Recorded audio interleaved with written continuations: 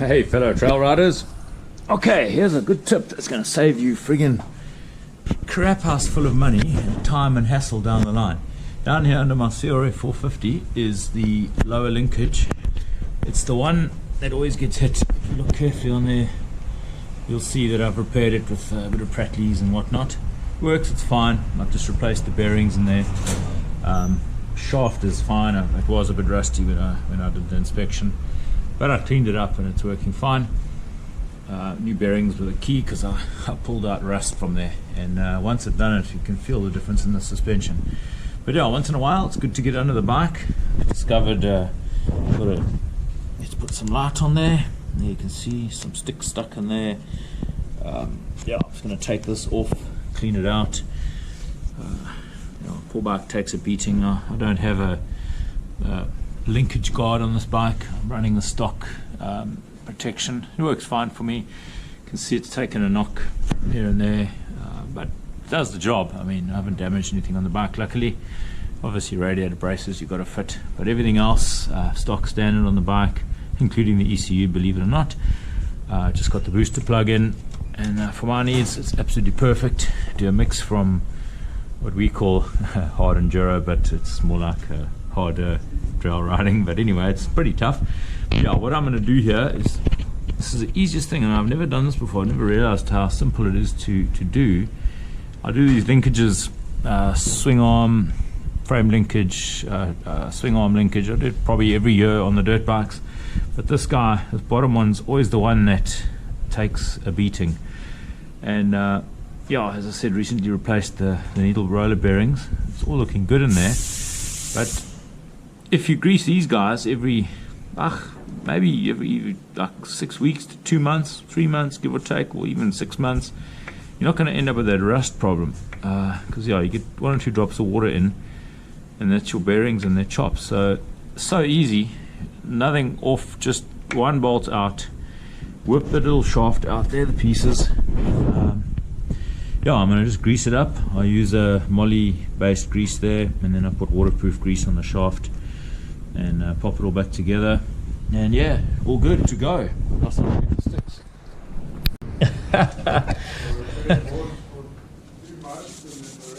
Yeah, Ivan. All right, listen, I'm going on air here. I'm going to just show you. Right, there's your, I presume you would call that the shaft. There's a technical name for it. I've got it written down. I plan on ordering a new one from Honda. They're not that pricey, thank goodness. But yeah, if you look on there, you can see a little bit of pitting and corrosion from previous, let's say, neglect. Well, I'll put it down to being used properly. Anyway, yeah, I'm just going to pop some good old, here we go, Castrol MS grease. Contains moly addendum. I stand to be corrected if I'm not saying that word properly. Nonetheless, there we go. Got my nice working gloves on, plastic tight fit, so I can get in there, pop it on all nicely there, pop it on nice and thick. And yeah, the only slight issue, oh no, it's not a problem, because the seal seals onto the collar, not the shaft, so we're all good there. The grease will go in.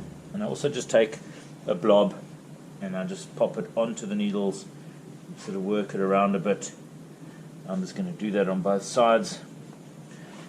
Yeah, nice and sticky. The more grease you got, the less chance you got for water going in. Well, put it this way, less space for water. Anyway, there we go. Okay. Then I'm going to take this guy, the shaft, and I'm going to pop him in. I'll hold that side so the grease doesn't pop straight out, and then I kind of jiggle it. I do little motions, obviously making sure that none of the needles come out. That's something you've got to be very careful of. But everything looks fine in there. Check, I'm sort of wiggling it.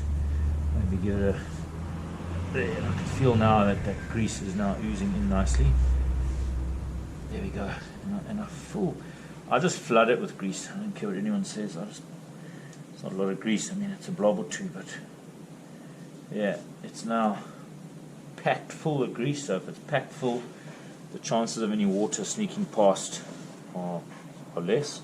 I won't say eliminated, but a lot less. And then yeah, the little collar there, I just use the residual bits, just pop a bit on there just to go onto the seal, and then I clip that guy in. He pops in nicely, sort of in, up, and clips in. Quite a nice little goopy feel when you do it. And there again, just a bit on the inside there, just in case I missed the spot. And I just, grease it up.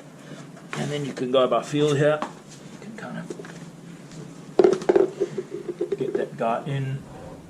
There we go. Get him in, and then there we go. That's got a nice crusty, sandy feel to it. Right, close them up.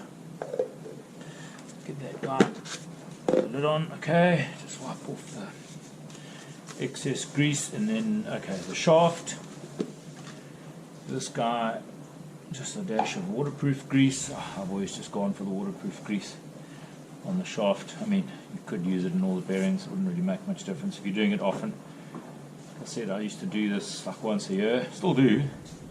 It's just that I always have the one bearing that's the problem one. The other's always fine. So, yeah, I just thought about it. I was going to take this whole thing out, but I realised the crumbs is not necessary. Because those boys are protected. The one from the shop never seems to give problems. It's quite a thick aluminium piece. And then, this is the guy that gets hit. So, yeah, sort them out, and we should be good. Alright. Okay, let's change the angle here. Okay, so now I've probably screwed myself a bit with the with the position of the camera, but never mind. We'll manage. Okay, so now it's a simple process of just lining up the frame connectors. This chap can only go one way. He's got a, see there, flat edge which locks into a little recess on the arm. Arms can only go one way. Only thing you've got to do here is just jiggle the back wheel just to get it to line up. Okay, just lift him up slightly. Just jiggle. Now that's the only tricky thing is to get that guy. There we go. Okay, again, just keep the weight off the actual bearing. Sammy, just do me a favor, just stabilize the bike there, just hold the handlebars gently while I lift I've just got to put a little bit of pressure on the wheel here to push the shaft in. Yeah, just keep it stable, Sam. There we go, thank you. Now just keep holding it, no.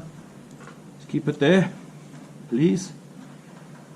I just want to get the weight off, Sam.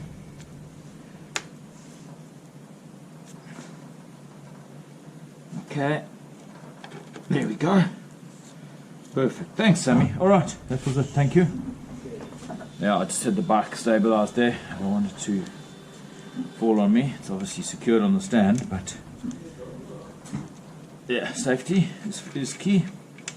Okay, and then just pop the nut on.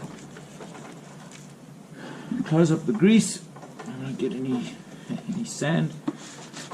Alright, and then I'll just wipe the excess grease off. I don't mind a bit of extra grease around here. It keeps the water out. It's a hard working part, this bit. So yeah, there we go. And then we'll nip this up. I will check the torque specifications. Let me just torque it up. I think it's 54 Newton meters on the nut. I will check that. I'm just gonna take my sticks out of the mix here, as you can see underneath here. I'm gonna take these. Gloves can come off now. Don't need those. Grease work's done. Okay, so I'm just going to whip this chain guard, disc guard off. Okay, probably need to take the whole thing off now. Okay, it comes out. Just whip him off. It's something I should do more often, I suppose. Trails are quite bushy where we ride. Yeah, okay, there we go. Just pop that guy off.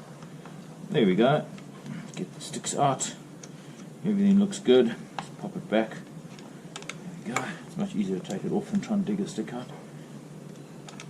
Okay, so I just do tighten by feel. Okay, there we go. Just make sure that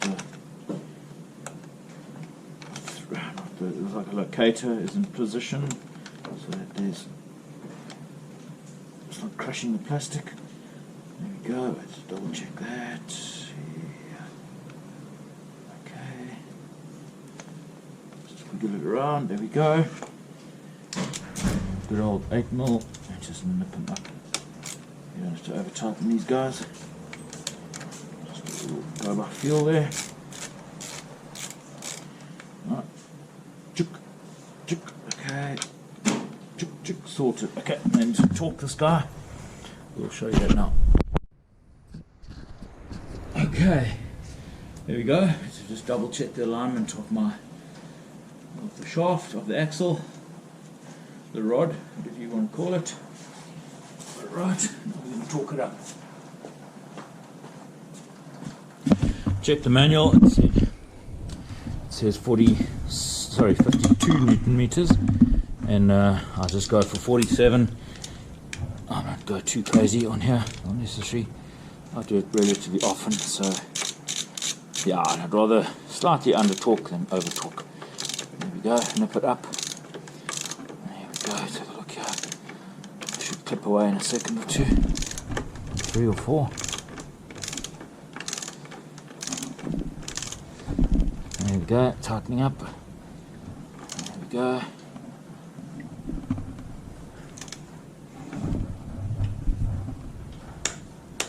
Perfect. Oh, there we go. It didn't take very long. Sorted. Wipe a little bit of grease off there. 100%. Winner, winner.